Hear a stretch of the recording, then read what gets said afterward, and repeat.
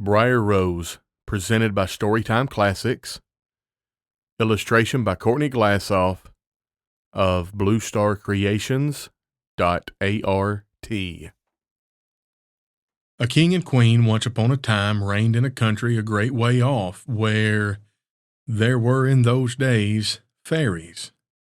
Now this king and queen had plenty of money and plenty of fine clothes to wear, and plenty of good things to eat and to drink, and a coach to ride out in every day.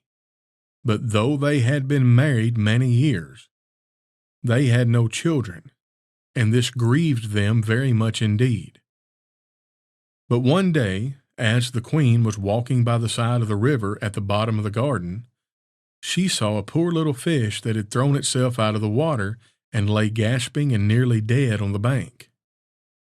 The queen took pity on the little fish and threw it back again into the river, and before it swam away, it lifted its head out of the water and said, "I know what your wish is, and it shall be fulfilled.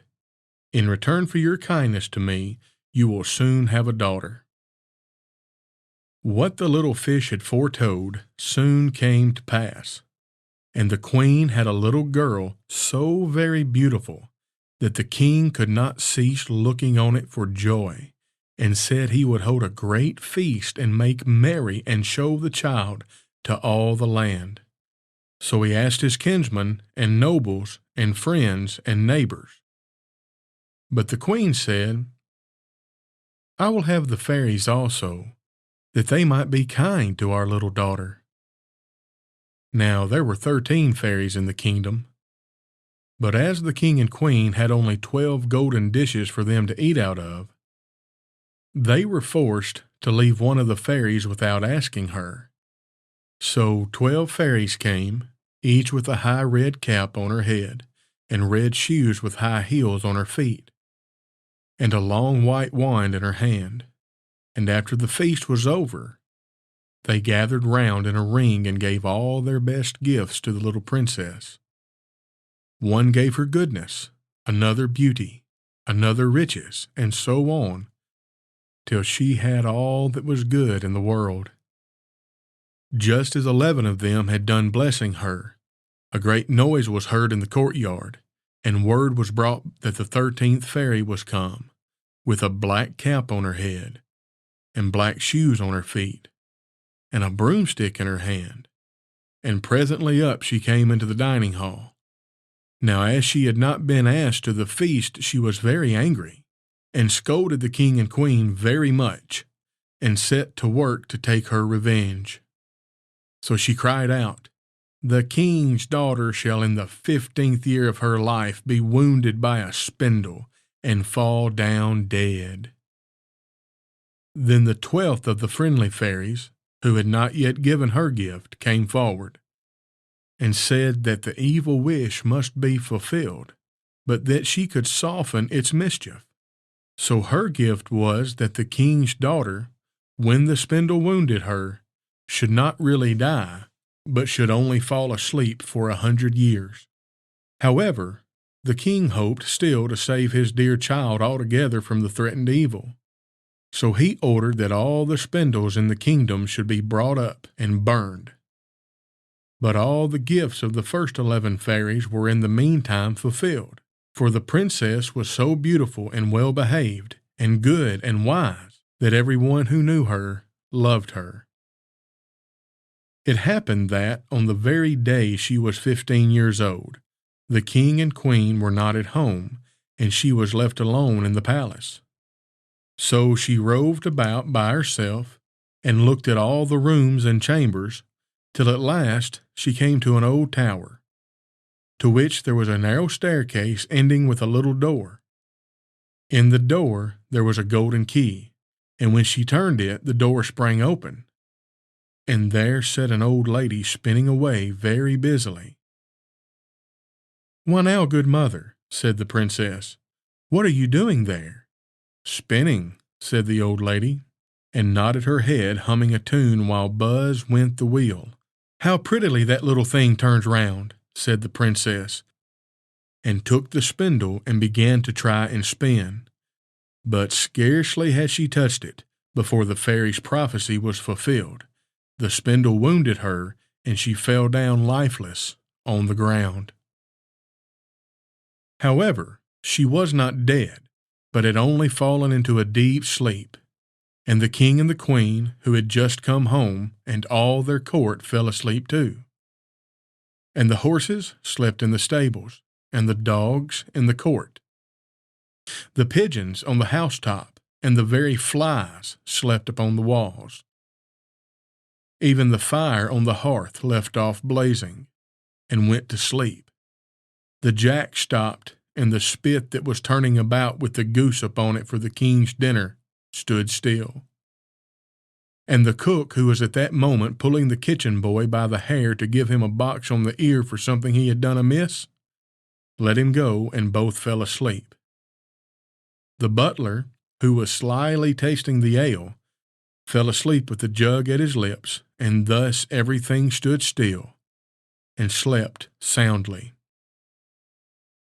A large hedge of thorns soon grew around the palace, and every year it became higher and thicker, till at last the old palace was surrounded and hidden, so that not even the roof or the chimneys could be seen. But there went a report through all the land of the beautiful sleeping Briar Rose, for so the king's daughter was called, so that from time to time several kings' sons came and tried to break through the thicket into the palace. This, however, none of them could ever do, for the thorns and bushes laid hold of them as it were with hands, and they were stuck fast and died wretchedly.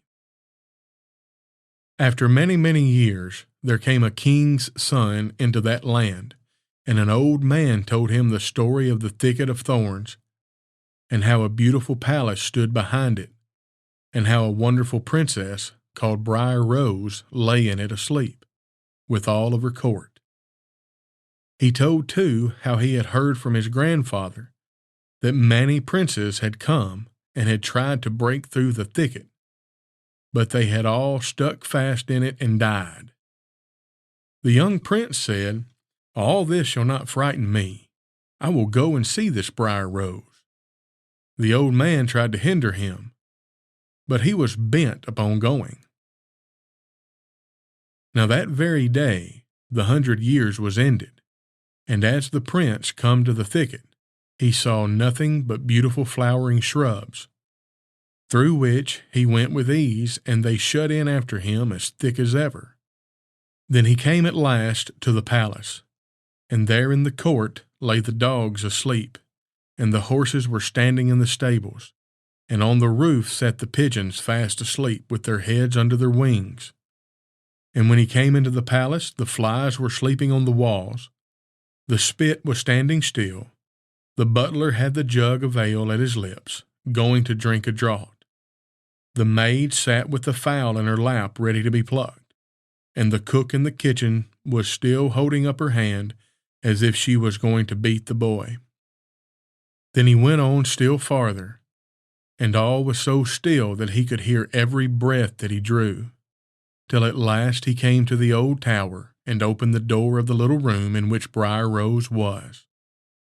And there she lay fast asleep on the couch by the window. She looked so beautiful that he could not take his eyes off her. So he stooped down and gave her a kiss. But the moment he kissed her, she opened her eyes and awoke, and smiled upon him. And they went out together, and soon the king and queen also awoke, and all the court, and gazed on each other with great wonder. And the horses shook themselves, the dogs jumped up and barked, the pigeons took their heads out from under their wings and looked about and flew into the fields. The flies on the walls buzzed again, the fire in the kitchen blazed up, round went the jack, and round went the spit with the goose for the king's dinner upon it. The butler finished his draught of ale, the maid went on plucking the fowl, and the cook gave the boy the box on his ear. And then the prince and Briar Rose were married, and the wedding feast was given, and they lived happily together all their lives long. The end. We hope you've enjoyed this selection from Storytime Classics.